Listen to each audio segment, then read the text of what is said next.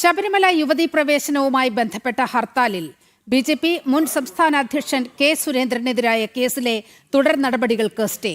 ഹർത്താൽ ദിനത്തിലുണ്ടായ സംഘർഷങ്ങളെ ചൊല്ലിയാണ് കേസെടുത്തത്. കേസ് റദ്ദാക്കണമെന്നാവശ്യപ്പെട്ടുള്ള ഹർജിയിലാണ് ഹൈക്കോടതി തുടർ നടപടികൾ സ്റ്റേ ചെയ്തിരിക്കുന്നത്.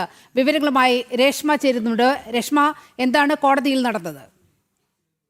ശബരിമല യുവതീ പ്രവേശനവുമായി ബന്ധപ്പെട്ടുള്ള ഹർത്താലിനോടനുബന്ധിച്ച് അതുമായി ബന്ധപ്പെട്ടുള്ള അക്രമങ്ങളിൽ കെ സുരേന്ദ്രനെതിരെ കേസെടുത്തിരുന്നു. കെ സുരേന്ദ്രനെതിരെയും മറ്റ് ചില ആളുകൾക്കെതിരെ, ശബരിമല കർമ്മസമിതി ഉൾപ്പെടെയുള്ള ആളുകൾക്കെതിരെയുമായിരുന്നു കേസെടുത്തത്. മാന്നാർ പോലീസ് എടുത്ത കേസിലാണ് ഇപ്പോൾ ഹൈക്കോടതി അതിന്റെ തുടർ നടപടികൾ സ്റ്റേ ചെയ്തിരിക്കുന്നത്. 2019 ജനുവരി 3-നായിരുന്നു ഈ കേസിനാസ്പദമായിട്ടുള്ള സംഭവം നടക്കുന്നത്. അക്രമ സംഭവങ്ങൾ ഉടലെടുത്തുവെന്നും ഇതിന് കാരണക്കാരായിട്ടുള്ള ആളുകൾ എന്നുള്ള നിലയിലാണ് കെ സുരേന്ദ്രൻ അടക്കമുള്ള ആളുകളെ പ്രതി ചേർക്കുകയും അവർക്കെതിരെ അന്തിമ റിപ്പോർട്ട് ചെങ്ങന്നൂർ കോടതിയിൽ ഫയൽ ചെയ്യുകയും ചെയ്തത്. ഈ അന്തിമ റിപ്പോർട്ട് റദ്ദാക്കണമെന്നാവശ്യപ്പെട്ടുകൊണ്ടാണ് കെ സുരേന്ദ്രൻ ഹൈക്കോടതിയിൽ ഹർജി നൽകിയത്. ആ ഹർജിയിന്മേലാണ് ഇപ്പോൾ ഹൈക്കോടതി സിംഗിൾ ബെഞ്ചിന്റെ ഭാഗത്തു നിന്നും ഇടപെടലും നടപടി ഉണ്ടായിരിക്കുന്നത്.